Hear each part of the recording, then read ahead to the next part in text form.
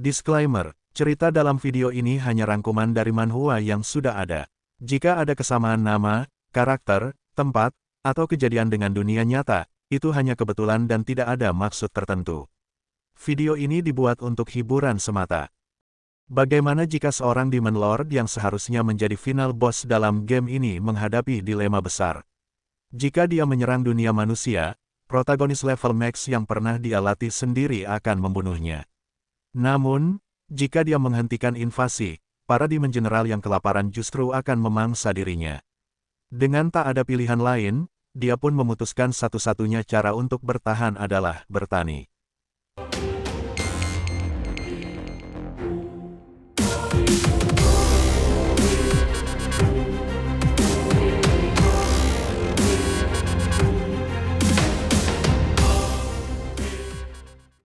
Kim Jang-cheol dulunya hanyalah seorang mahasiswa pascasarjana biasa di Korea.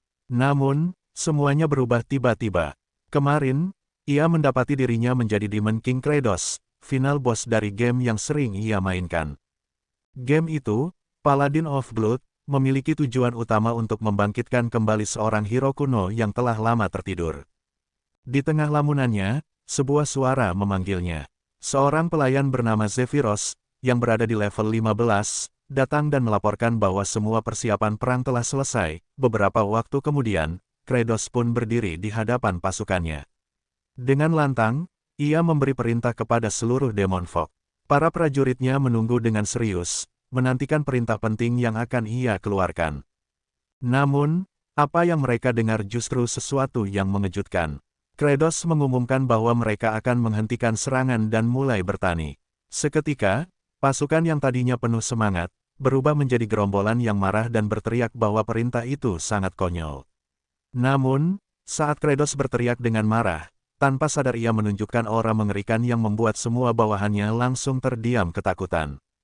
Dalam pikirannya, ia menyadari bahwa jika peperangan ini benar-benar dimulai, maka dirinya pasti akan mati di tangan karakter terkuat dalam game itu, Aget Kimchi, yang telah mencapai level 9990.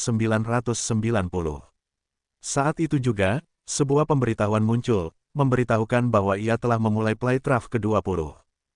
Jauh sebelum semua ini terjadi, Jang-cheol adalah mahasiswa pascasarjana di jurusan pertanian.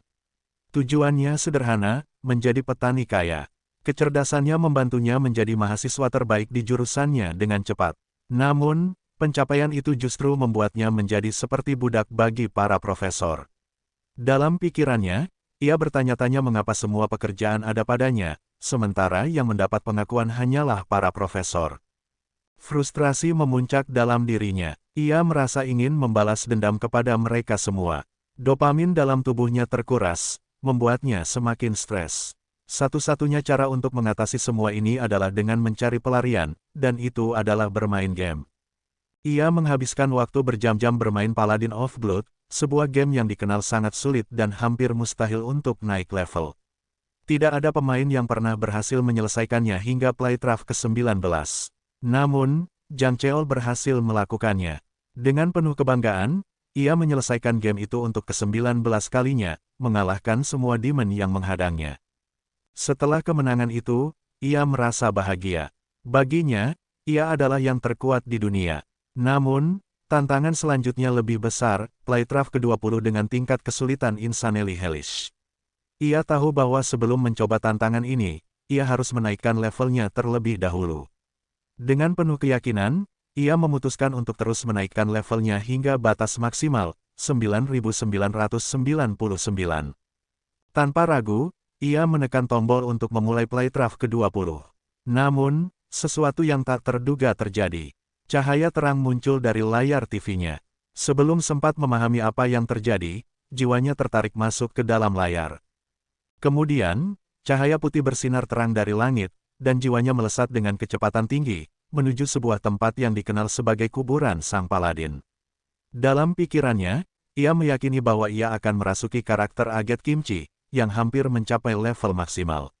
Ia sangat bersemangat membayangkan kehidupan barunya yang kuat dan tak terkalahkan. Namun, saat melihat tubuh yang akan ia masuki, ia langsung terkejut. Pakaian yang dikenakan karakter itu terlihat aneh, dan ia kembali berpikir, merasa sangat tidak nyaman dan ingin menolak masuk ke tubuh itu. Tiba-tiba, jiwa Zhang Cheol pun kembali melesat ke arah lain dengan cepat. Namun, ia mendapati dirinya menuju tubuh Demon King Kratos. Ia berusaha menolak dengan panik, namun semua usahanya sia-sia. Pada akhirnya, ia masuk ke dalam tubuh Demon King, sesuatu yang tidak pernah ia inginkan. Saat mulai memahami situasi barunya, ia hanya bisa mengeluh dalam hati, merasa bahwa semua ini benar-benar membuatnya gila. Seandainya saja ia tidak ragu untuk memasuki tubuh Aget Kimchi sebelumnya, ia pasti sudah menjadi karakter yang paling kuat. Namun kini, ia malah menjadi Demon King yang menjadi sasaran para pahlawan. Ia merasa sangat bodoh dan menyesali keputusannya. Sementara itu, di tempat lain, Zephyros yang sedang berjalan mendengar percakapan beberapa demon. Para demon berbicara tentang melemahnya kekuatan Kratos. Mereka menduga bahwa ia sudah tidak sekuat dulu, sehingga takut untuk melanjutkan peperangan. Asurat mulai mengajak mereka untuk bersekongkol untuk menggulingkannya, dan membagi otoritas tahta di antara mereka. Namun, di antara mereka ada yang meragukan rencana ini. Hartok mengingatkan bahwa Kratos menjadi raja dengan memenggal kepala Demon King sebelumnya. Jika ia ternyata tidak melemah, maka dua dari mereka kemungkinan akan menderita luka serius atau bahkan mati. Percakapan itu semakin panas, dengan Demon Sergi mulai berdebat tentang apakah Asurat bersedia menjadi tameng jika pertempuran benar-benar terjadi. Di tengah perdebatan itu, Baal hanya terdiam. Dalam pikirannya, satu-satunya hal yang ia pikirkan hanyalah rasa lapar, dan mendengar itu Asurat menyetujuinya untuk menjadi yang terdepan untuk menghadapinya. Sementara itu, Zephyros yang mengetahui semua ini segera melaporkan kepada Kratos. Ia memberitahu bahwa moral prajurit mereka telah menurun drastis. Beberapa demon bahkan mulai menyerang dan memakan satu sama lain. Ada juga yang meninggalkan wilayah tanpa izin. Selain itu, keempat Demon General kini tengah marah dan berencana untuk bekerja sama membunuhnya. Mendengar laporan itu, Kratos mulai panik. Ia menyadari bahwa jika keempat Demon General menyerangnya bersamaan, ia tidak akan punya kesempatan untuk bertahan hidup. Jika ia terlihat lemah, maka kematiannya sudah dipastikan. Ia kemudian teringat pada Aget Kimchi. Karena ia tidak memasuki tubuh karakter itu, kemungkinan besar Aget Kimchi hanyalah mayat tanpa jiwa. Jika itu benar, maka menyerang dunia manusia mungkin bisa menjadi pilihan yang lebih baik. Namun, sebelum ia sempat memikirkan lebih jauh, Zephyros menunjukkan sebuah video yang dikirim oleh Jenderal Ogmia. Video itu menampilkan Aget Kimchi yang tengah menghajar Demon King Kratos dengan brutal. Dalam rekaman itu, terdengar teriakan penuh ketakutan dari Demon King yang memohon untuk dihentikan. Aget Kimchi mengulurkan tangannya ke wajah Kratos. Panik, Kratos berteriak ketakutan, tapi tidak ada yang bisa menghentikan Aget Kimchi. Dalam sekejap, terdengar jeritan menyakitkan sebelum semuanya berakhir. Melihat kejadian itu, Kratos berpikir kalau cara seperti itu tidak akan berhasil. Baginya, itu hanya aksi gila tanpa logika. Dia tidak ingin berurusan dengan Aget Kimchi dan harus tetap di tempat ini dengan cara apapun. Jika terus begini, dia akan terlihat lemah atau dianggap menyerah, yang bisa membuatnya dibunuh oleh 4 Great Demon General. Namun, jika dia menyerang dunia manusia, Aget Kimchi bisa mencungkil matanya dan membunuhnya juga. Kratos mulai merasa putus asa, berpikir bagaimana dia bisa terjebak di dunia game ini tanpa menemukan kebahagiaan. Satu-satunya solusi adalah menyelesaikan masalah makanan dan menenangkan para demon. Tiba-tiba, Zephyros bertanya kemana Kratos akan pergi. Kratos meminta maaf, dan bahwa dia hanya ingin melihat tanah untuk bertani. Namun, mendengar jawaban itu, Zephyros langsung menatapnya aneh, dan mengatakan kalau sikap Kratos sangat bertolak belakang dengan kepribadiannya yang narsistik dan arogan. Bahkan mengucapkan kata, maaf, saja sudah terdengar menjijikkan. Kratos hanya bisa berpikir, merasa aneh dengan sikap Zephyros. Dia bertanya-tanya apakah Zephyros memang selalu seperti itu. Zephyros sendiri bukan karakter yang sering muncul, tapi entah kenapa, dia cukup populer di kalangan player. Saat itu, Zephyros tiba-tiba menyampaikan pesan kepada Great Paladin bahwa Demon King tidak ingin bertarung lagi. Namun, bukannya mundur, Great Paladin justru menyerang tanpa ampun.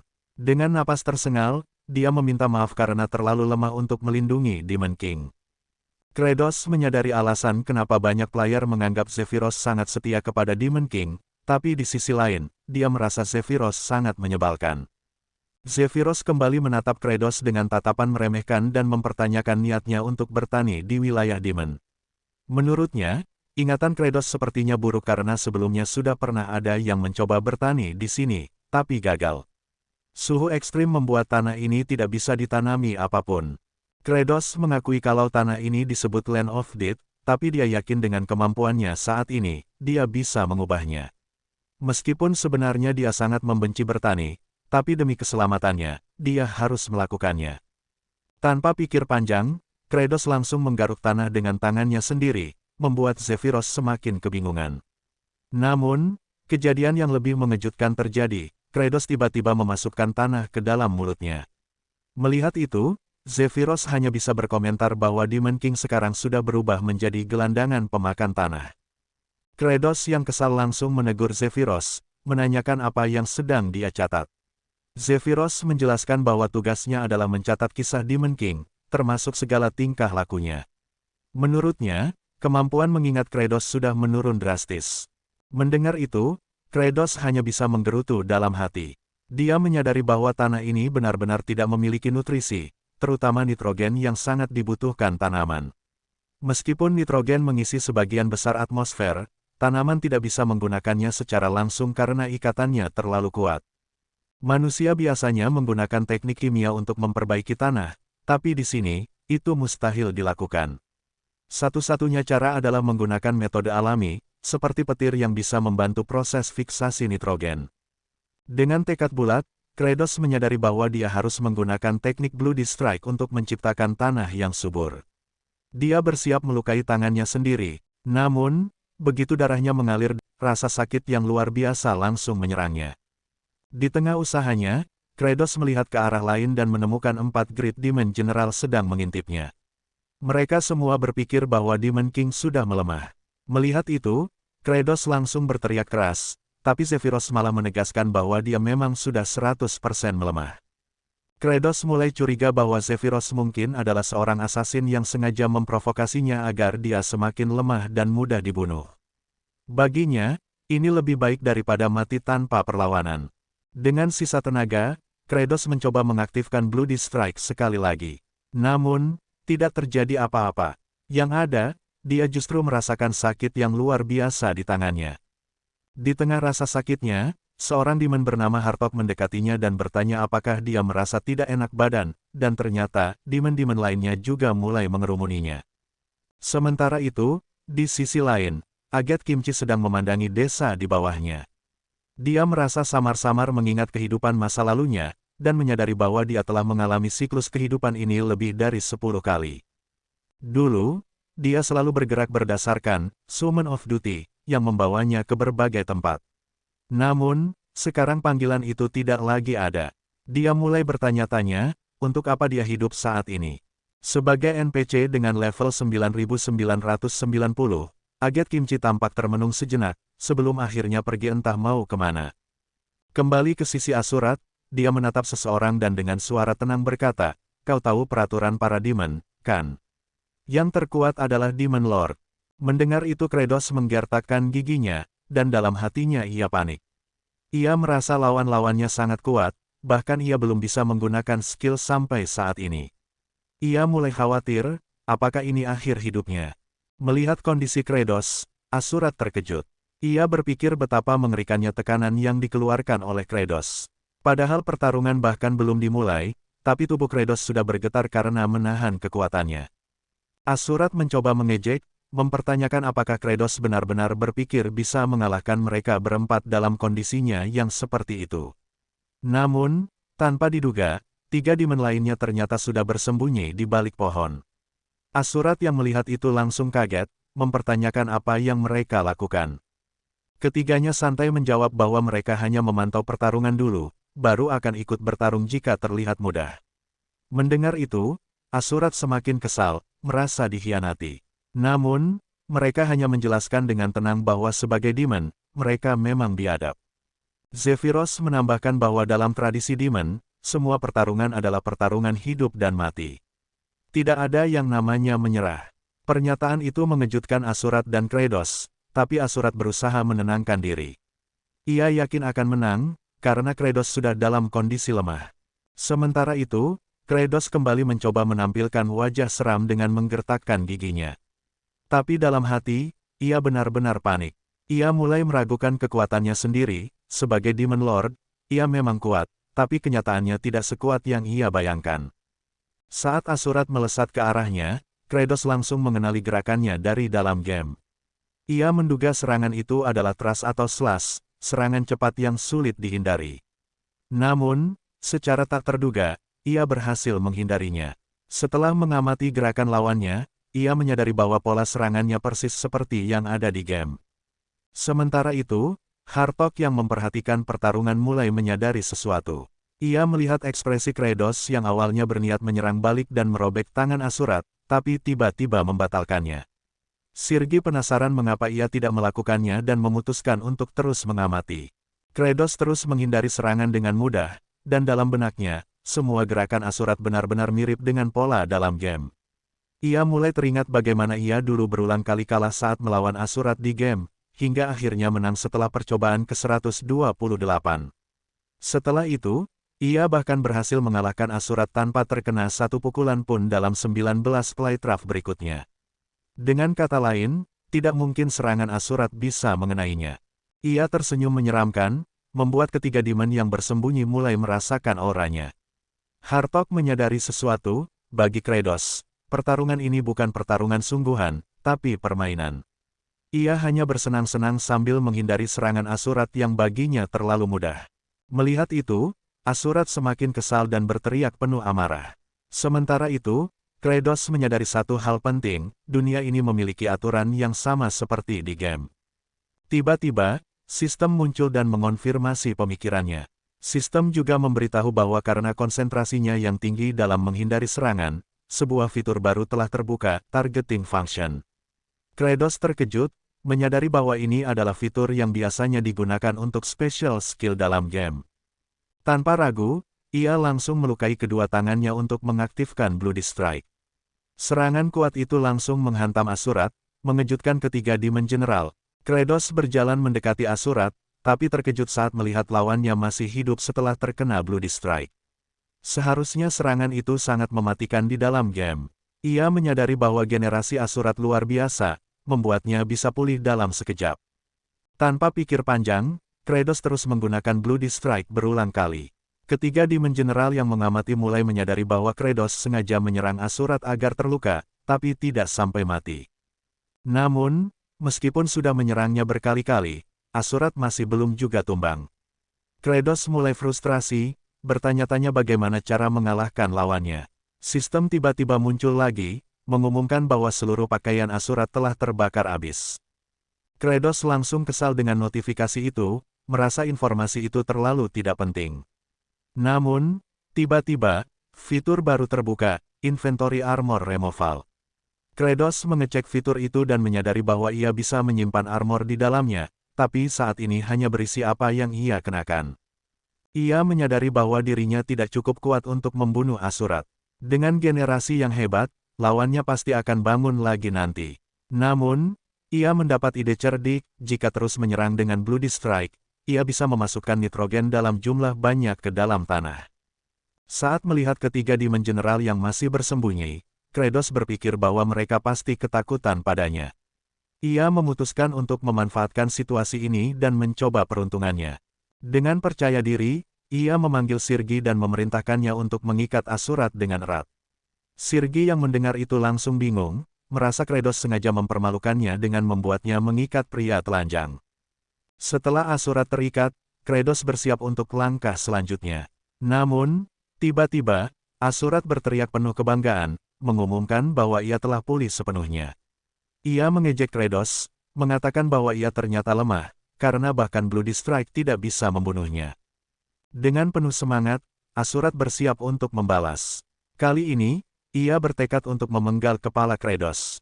Tapi tanpa ragu, Kratos langsung menggunakan Bloody Strike. Dengan ini, dia bisa mengoksidasi nitrogen di udara menjadi nitrat. Kemudian, dia memberi perintah kepada Hartok agar menyelimuti seluruh area dengan kabut setebal mungkin, sampai air menetes darinya. Mendengar itu, Hartok langsung berpikir, Apa dia ingin membasahi seluruh tempat ini agar petirnya jadi lebih menyakitkan? Sungguh metode penyiksaan yang kreatif. Aku belajar sesuatu yang baru hari ini. Tanpa banyak bicara, Hartok segera menggunakan kemampuannya. Sementara itu, Kratos kembali merencanakan langkah selanjutnya. Langkah ketiga, sebarkan kabut. Langkah keempat, strike. Dan ulangi kembali. Dengan ekspresi psikopat, dia terus-menerus menghantam dengan Bloody Strike berturut-turut. Zephyros hanya melihatnya dengan ekspresi datar, sementara yang lain terkejut bukan main. Strike, Kratos masih belum selesai. Strike, dia berpikir dengan penuh semangat, bagus. Dengan ini, aku bisa membuat tanah ini kaya akan nitrogen. Apakah nanti panennya akan melimpah ruah? Aku jadi tidak sabar. Strike.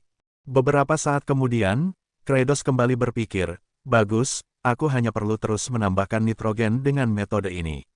Selanjutnya, untuk menyuburkan tanahnya. Tanah ini strukturnya monovalen, sukar membiarkan oksigen masuk ataupun menyerap air. Untuk bertani, tanah yang rapuh bertekstur granular lah yang ideal. Itulah mengapa yang harus kubuat sekarang adalah pupuk. Dengan wajah menyeramkan, dia memberi perintah, kalian semua, bawakan aku tai.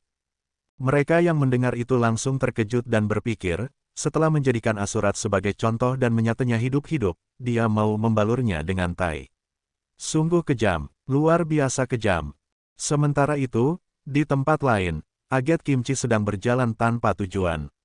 Namun, di tengah perjalanan, dia mendengar seseorang meminta tolong.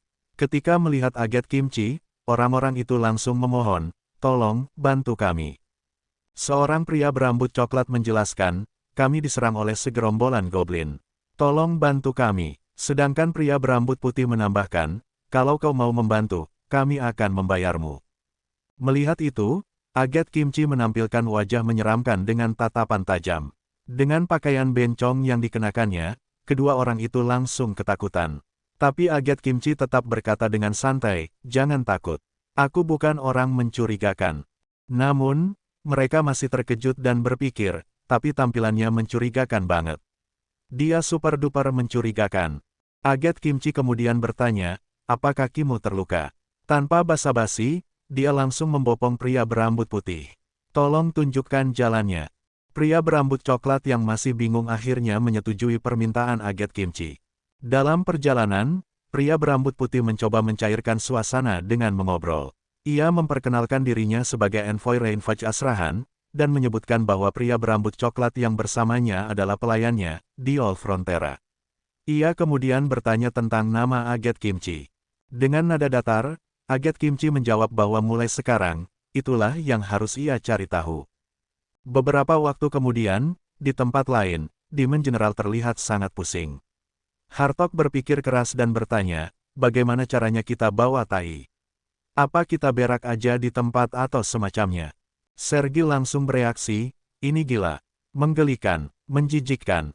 Baal ikut menimpali, sudah lama sejak terakhir kali aku makan, aku tidak bisa berak, Sergi juga sama.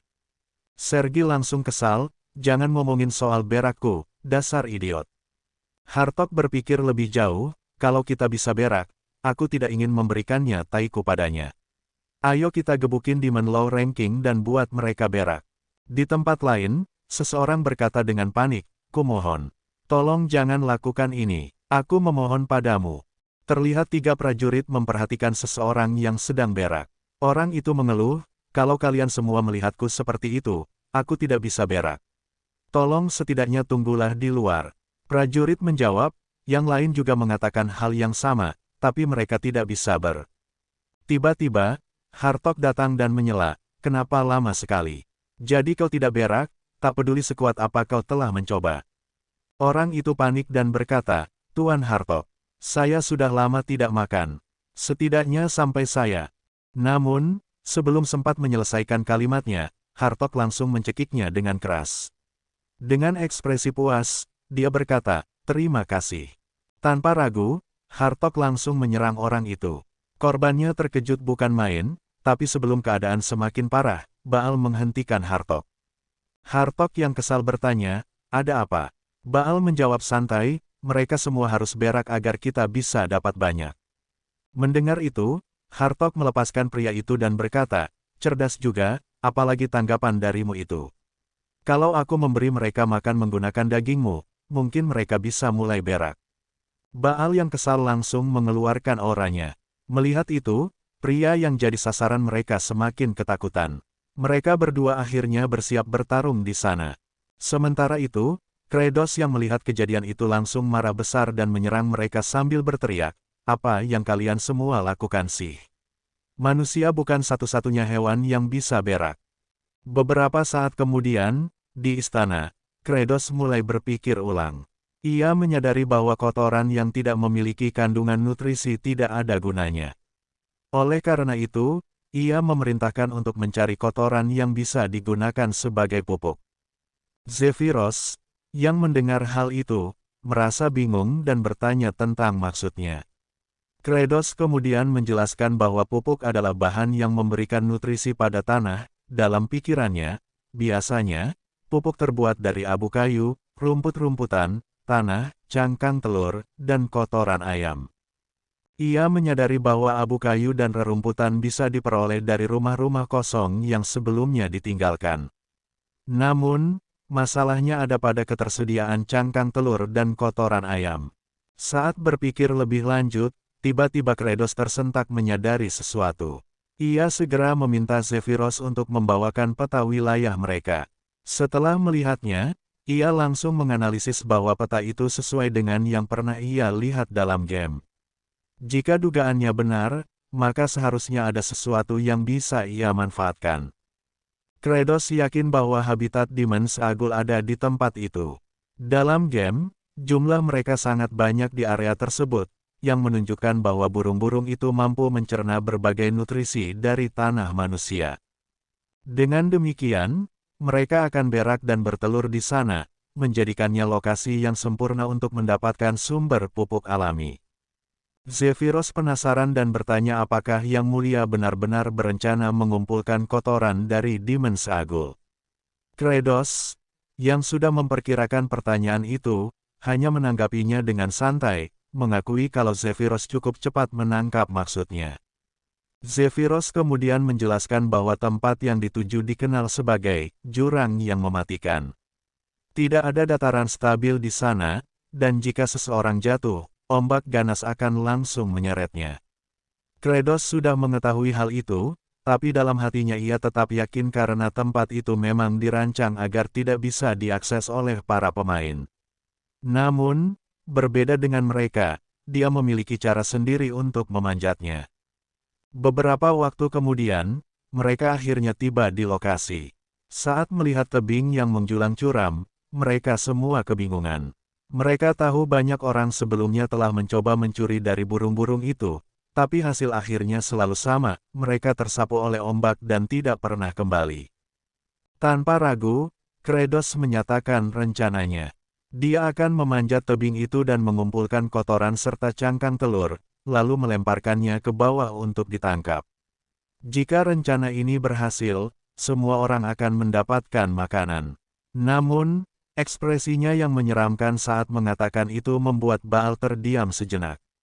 Dia teringat bagaimana banyak orang di kelompok mereka yang sudah sangat kelaparan, tubuh mereka kurus kering karena lama tidak makan. Kratos pun mulai memanjat, dan dalam pikirannya, dia mengingat bahwa ini adalah playtraf ke-13-nya. Dia sudah mencoba mendaki tempat ini berkali-kali di kehidupan sebelumnya, mati ratusan kali dalam prosesnya. Tapi pada akhirnya, dia berhasil dengan memanfaatkan sebuah glitch. Tanpa basa-basi, dia langsung membuka equipment inventory dan melepas semua pakaiannya. Yang lainnya langsung terkejut melihat aksinya. Dengan tubuhnya yang telanjang, dia mulai memanjat, dan yang lebih aneh lagi, beberapa bagian tubuhnya terlihat masuk ke dalam tebing, seolah menyatu dengan tekstur batu. Sirgi, yang menyadari sesuatu yang janggal, panik dan berteriak agar Kratos berhenti. Tapi sebelum tubuhnya benar-benar berbalik, Kratos dengan cepat mengenakan kembali pakaiannya. Sirgi pun akhirnya berani membuka matanya lagi. Namun, saat dia berpikir semuanya sudah normal, Kratos kembali melepas pakaiannya, lalu mengenakannya lagi, dan terus mengulanginya berulang kali. Dengan cara itu, dia berhasil mencapai puncak tebing. Begitu berada di atas dan mengenakan kembali pakaiannya, Kratos merasa puas.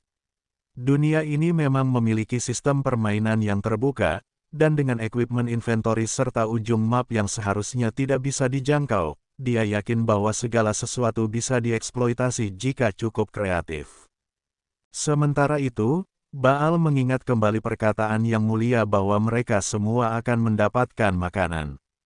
Tanpa ragu, dia menyatakan bahwa dia akan ikut naik dan membantu. Hartok yang mendengar itu terkejut dan mencoba memperingatkannya tentang bahaya yang ada di sana, tapi Baal tidak peduli dan langsung berlari menuju tebing. Melihat tindakan Baal yang tiba-tiba, Kratos pun ikut terkejut. Dalam sekejap, Baal melompat sambil berteriak bahwa dia akan mengikuti Yang Mulia. Kratos, yang melihatnya, langsung berteriak marah, tapi terlambat. Tebing yang dicengkram Baal runtuh, membuatnya hampir jatuh ke laut. Namun, dengan refleks yang luar biasa, Kratos langsung menangkap tangan Baal. Sebenarnya, dia menggunakan glitch yang sama untuk menahannya. Tapi saat menahan beban Baal, dia mulai mengeluh dalam hati. Pria ini terlalu berat, dan kalau ini terus berlanjut, lengannya bisa robek. Dia mulai berpikir, kenapa juga dia repot-repot menyelamatkan Baal. Baal adalah salah satu dari 4 Demon General, ancaman baginya. Bukankah lebih baik kalau dia mati saja? Namun, saat dia akan melepaskan tangan Baal, ingatan lama muncul di benaknya. Dulu, ada seseorang yang memohon padanya, meminta bantuan karena seorang profesor tidak mau menerima esainya. Orang itu percaya bahwa jika Jang Cheon yang berbicara, profesor akan mendengarkan. Tapi saat itu, Jang Cheon menolaknya, menganggap itu bukan urusannya. Kini, dia merasa mungkin saja dia bisa membantu pria itu. Kalau saja dia berusaha sedikit lebih keras, kalau dia mencoba semaksimal mungkin, mungkin saja sesuatu akan berubah.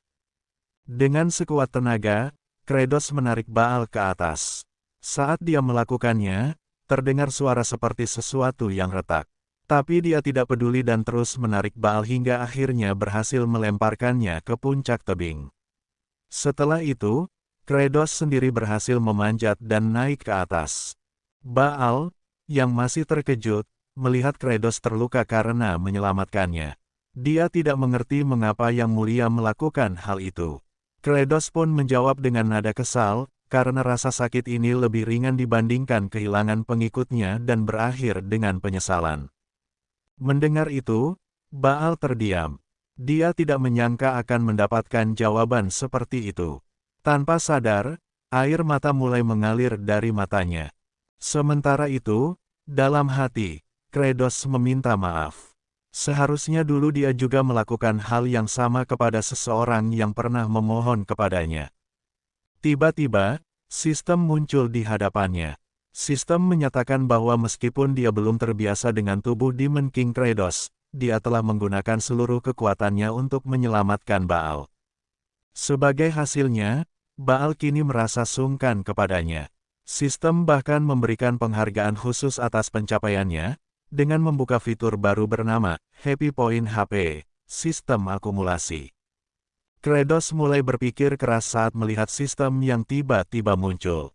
Happy Point. Dia terkejut, mengira itu semacam diskon es krim. Tapi kemudian dia bingung, ini dunia game. Emang ada es krim di sini? Tiba-tiba, sistem merespons dengan nada tegas, mustahil. Mana ada es krim di dunia game? Kratos langsung kaget, ternyata sistem bisa bicara. Sistem pun menjelaskan bahwa Happy Point didapatkan dari setiap anggota pasukan Demon, yang merasa bahagia karena perut mereka kenyang. Poin ini bisa digunakan untuk membeli stat. Saat ini, Kratos hanya bisa menggunakan 20% kekuatannya. Jika ingin mengakses seluruh kekuatannya, dia harus meningkatkan 5 kategori stat tersebut. Kratos mencoba melihat harga peningkatan stat. Ternyata membeli tambahan 1% HP membutuhkan 50 happy point. Dia langsung mengeluh dalam hati, "Cih, mahal." Sistem juga menjelaskan bahwa Happy Point bisa digunakan untuk meningkatkan skill. Saat ini, Satu-satunya skill yang dia miliki adalah Bloody Strike level 1, dan butuh 250 happy point untuk naik level. Melihat situasi ini, Kratos pun menyadari bahwa saat ini dia tidak bisa melakukan apa-apa. Tapi kemudian dia berpikir, kalau dia bisa mengelola pertanian dengan baik, dia bisa mendapatkan banyak happy point. Dengan begitu, kekuatan Demon King akan meningkat, dan peluangnya untuk bertahan hidup juga lebih besar.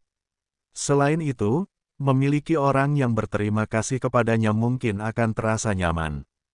Tapi ekspresi wajahnya menyeramkan, membuat Baal ketakutan. Dalam hatinya, Baal panik, berpikir bahwa Kratos pasti berniat menindas mereka. Dia menyesal telah diselamatkan oleh Sang Demon King. Setelah itu, Kratos mengumumkan rencana barunya. Mereka akan mulai memasukkan pupuk ke dalam cangkang telur dan melemparkannya. Dan meminta mereka untuk menangkapnya. Para bawahan yang mendengarnya langsung terkejut, tidak menyangka akan dipaksa melakukan hal aneh seperti itu. Tapi Kratos tak peduli dan langsung melemparkan cangkang berisi kotoran ke arah mereka. Muncratan kotoran mengenai beberapa orang, membuat mereka merasa jijik. Sambil terus melempar, Kratos memikirkan langkah selanjutnya. Bertani harus dilakukan dengan benar. Langkah pertama, membuat pupuk kompos. Dia pun mulai mengumpulkan kotoran burung camar, cangkang telur, abu kayu, dan tanah dari ladang. Semua bahan harus digiling sampai halus dan dicampurkan. Beberapa waktu kemudian, dia menunjuk Sirgi untuk menggiling bahan-bahan tersebut. Sirgi langsung terkejut dan protes, tapi Kratos hanya menegaskan bahwa Sirgi punya banyak lengan, jadi harus bekerja. Sirgi pun berteriak, menegaskan bahwa lengannya tidak dibuat untuk menghancurkan pupuk. Mendengar itu, Kratos dengan santai menawarkan pekerjaan yang lebih mudah, diam saja tanpa melakukan apa-apa seperti Asurat. Sirgi langsung ketakutan dan akhirnya menuruti perintah. Langkah kedua, menyiram pupuk dengan kabut. Kratos memerintahkan Hartok untuk melakukannya. Hartok terkejut dan mengeluh bahwa itu hanya akan membuat bau pupuk semakin menyengat. Tapi begitu Kratos menunjuk ke arah Asurat, Hartok langsung ketakutan dan menurut. Baal kemudian memastikan bahwa tingkat kelembaban pupuk sudah sesuai instruksi. Langkah ketiga, menumpuk pupuk di tempat kering dan menutupnya dengan selimut bulu burung camar.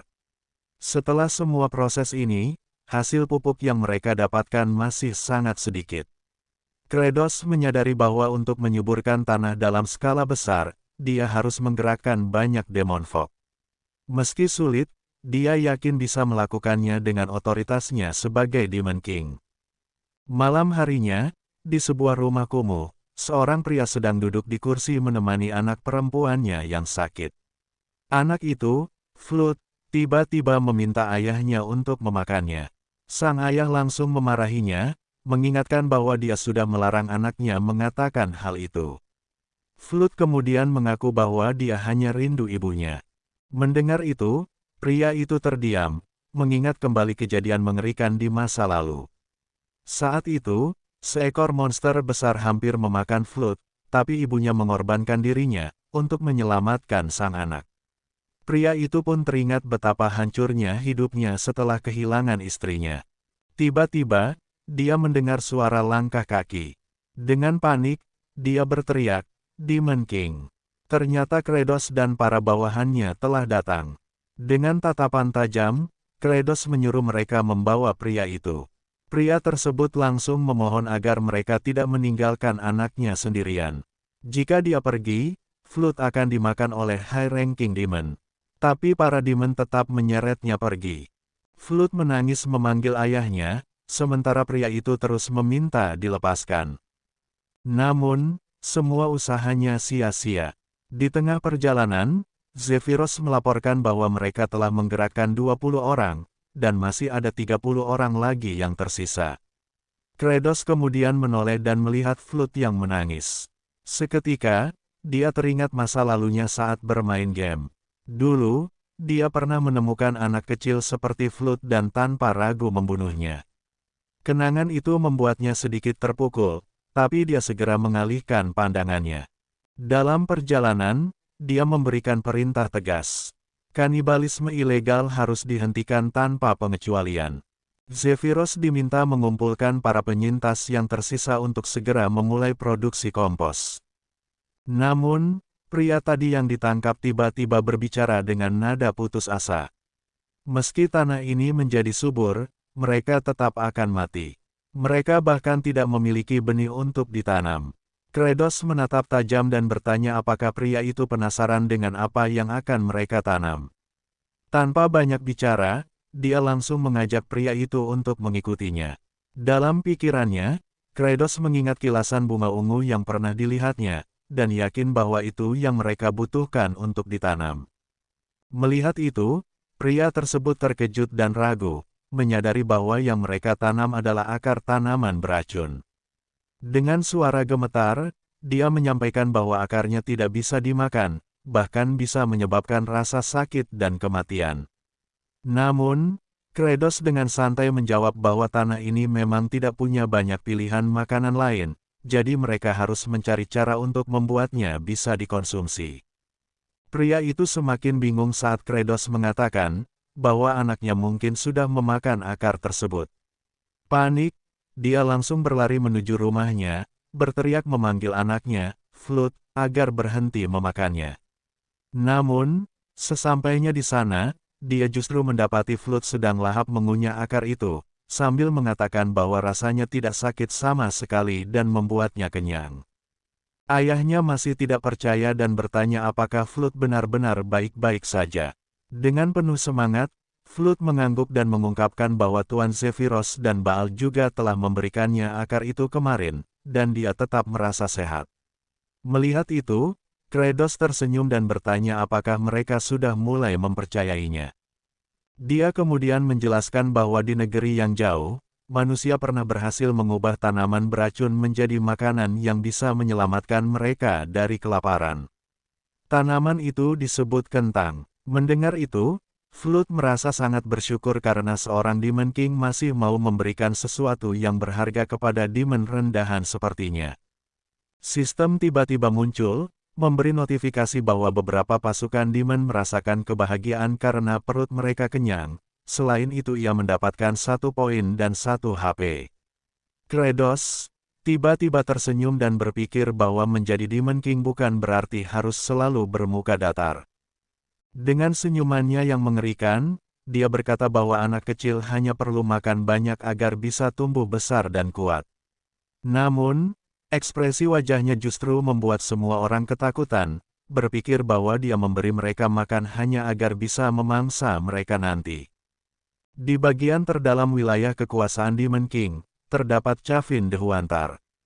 Daerah dengan suhu ekstrim, dingin di malam hari dan panas di siang hari, mirip dataran tinggi Andean. Penduduk Andean kuno pernah menghadapi kelaparan parah hingga terpaksa memakan kentang liar yang penuh racun. Namun, seperti manusia yang selalu mencari cara bertahan hidup, mereka menemukan metode untuk mengolahnya menjadi makanan. Manusia adalah makhluk yang akan selalu menemukan cara untuk bertahan hidup, bahkan jika itu berarti harus memakan makanan yang mengandung racun. Beberapa waktu kemudian, seorang pria melaporkan bahwa mereka telah menyelesaikan persiapan. Kratos dengan semangat memberi perintah kepada Baal untuk menghancurkan semuanya. Tanpa ragu, Baal melompat tinggi, dan menghantam kentang-kentang itu hingga hancur. Selama 5 hari, mereka membekukan kentang pada malam hari, mencairkannya saat pagi, lalu menghancurkannya dengan teknik meteor storm milik Baal. Proses itu diulang terus hingga akhirnya, menghasilkan makanan yang aman untuk dikonsumsi, Juno. Kratos memerintahkan Zephyros untuk memanggil pasukan petani pembuat kompos, karena sudah waktunya istirahat. Dengan ekspresi penuh keyakinan, dia berpikir bahwa pasukannya pasti akan menyukai ini. Namun, ketika melihat jumlahnya, Zephyros menyadari bahwa persediaan hanya cukup untuk 2 kentang per orang. Dia bertanya apakah mereka bisa membuat lebih banyak. Kratos menjawab bahwa memang tidak cukup untuk memberi makan seluruh pasukan demon, tetapi mereka akan menanam sisa-sisanya kembali dan melipat gandakannya hingga ribuan kali lipat. Melihat makanan di hadapan mereka, beberapa demon ragu. Mereka mengenali akar beracun itu dan masih mempertanyakan apakah benar-benar aman dimakan. Namun, setelah melihat Flood baik-baik saja, ayah dari Flood nekat mencobanya. Temannya yang panik mencoba menghentikannya, tetapi pria itu sudah telanjur mengunyah dan menelan. Tiba-tiba, dia berteriak penuh semangat, mengumumkan bahwa rasanya luar biasa. Mendengar itu, demon lainnya pun ikut melahapnya tanpa ragu. Dalam sekejap, pasukan pertanian pembuat kompos dengan lahap menghabiskan cuno yang disediakan. Mereka mulai berpikir bahwa Demon King benar-benar telah memberikan mereka makanan. Seorang demon berteriak dengan penuh semangat, menyerukan nama Kratos berulang kali, membuat seluruh pasukan ikut bersorak. Kratos mendengar sorakan itu dan merasa terganggu, karena terdengar seperti iklan tablet pencahar. Dia berpikir untuk menggantinya nanti. Sementara itu, Zephyros memperhatikannya dari kejauhan, menyadari bahwa Demon King ini benar-benar bisa mengubah tanah tandus menjadi sumber makanan. Mungkin, dia benar-benar bisa menghentikan kelaparan dan menjadi sebuah tragedi. Sistem kembali muncul, mengumumkan bahwa beberapa pasukan Demon merasakan kebahagiaan yang luar biasa. Poin bertambah plus 50, menjadikan total HP-nya 51. Kratos berpikir keras dan menyadari jumlah poinnya sudah cukup untuk naik level sedikit. Tapi dia bingung harus meningkatkan stat yang mana, jadi memutuskan untuk menimbunnya dulu. Zephyros segera mengatur kelompok kerja, membagi pasukan menjadi tim kompos dan tim panen kentang. Dia memberi perintah dengan lantang, memastikan para petani menyebarkan berita bahwa kini ada makanan yang tumbuh di tanah ini. Siapapun yang membawa kentang liar akan mendapatkan tiket makan yang bisa ditukar dengan cuno. Kratos memperhatikan Zephyros dan mengakui bahwa meski menyebalkan, dia memang yang paling berguna. Tak disangka, para demon kota justru bersemangat menggali mencari kentang liar. Produksi cuno berjalan lancar, begitu juga dengan pembuatan kompos. Saat itu, Asura terlihat akan dipindahkan. Kratos langsung menyuruhnya untuk maju 10 langkah, lalu mengoreksi perintahnya, menyuruhnya mundur 1 langkah. Setelah Asurat dipindahkan ke posisi yang tepat, Kratos langsung menyerangnya dengan Bloody Strike dan memastikan siklus nitrogen di tanah tetap terkunci, dan tahap selanjutnya adalah penyebaran kompos secara merata, tapi kemudian menyadari bahwa ladangnya terlalu luas. Para petani bekerja keras hanya dengan bekal beberapa butir cuno, pekerjaan ini benar-benar brutal. Asurat yang kelelahan hanya bisa mengeluh, menyuruh Kratos membunuhnya saja. Tapi tanpa ragu, strike. Kratos langsung menyerangnya lagi. Dia berpikir bahwa bahkan 4 Heavenly King Elite pun akan tumbang jika bekerja terus-menerus tanpa makan. Beberapa waktu kemudian, Kratos bertanya apakah sudah meminta bala bantuan dari para lord. Zephyros menjawab bahwa permintaan sudah dikirimkan, dan semua ekspedisi dihentikan demi bertani, tapi tak ada satupun yang merespons. Kratos mulai curiga, jangan-jangan para kurir pingsan karena kelaparan di jalan. Jika ini terus berlanjut, penyebaran kompos bisa gagal total. Di sisi lain, di Cliff of the Dead, laporan pengintai menyebutkan bahwa Demon King Kratos benar-benar mulai bertani dan sudah berhasil menghasilkan makanan. Mendengar itu, Sarutul, satu Stone Lord Father of Eurytus, merasa geli. Menurutnya, Kratos hanya mencoba menunda peperangan dengan mencegah kematian akibat kelaparan. Tanpa kematian Demon, kekuatannya tidak bisa bertambah. Sarutul memastikan bahwa kurir menuju wilayah 2N, 3R, dan 4T telah diatasi. Ini berarti para lord lainnya tidak tahu apa-apa tentang usaha pertanian Kratos atau kabar dari pasukan. Dengan penuh kebencian, dia memutuskan bahwa semua demon harus mati kelaparan. Mereka harus menjadi makanannya dan pasukannya. Bahkan, dia berencana membunuh Kratos dan merebut tahta Demon King. Dia memerintahkan ajudannya, Pikamir, untuk menghancurkan semua yang telah dipersiapkan Kratos. Beberapa waktu kemudian, ajudan itu menemukan mayat hidup yang dijadikan peringatan oleh Kratos, lalu berkata kepada Asurat bahwa jika Kratos mati, dia akan diangkat sebagai tangan kanan kepercayaan Sarutul. Tanpa ragu, Pikamir memanggil banyak Wraith dan memerintahkan mereka untuk menghancurkan tanah tandus itu hingga tak bisa digunakan lagi. Ketika salah satu hantu melaporkan ada kompos di sana, Pikamir menyuruh mereka untuk kompos yang sudah dikumpulkan Kratos disebar kemana-mana, dicampurkan dalam-dalam ke tanah hingga tak ada satu pun pelet kompos yang tersisa. Kembali beberapa waktu yang lalu, ketika percakapan dengan Kratos. Saat Zephyros bertanya apa yang harus dilakukan jika tanah dicampur dan dihancurkan sepenuhnya, Kratos mengakui bahwa pekerjaan sebesar itu tidak mungkin ditangani tim petani sendirian.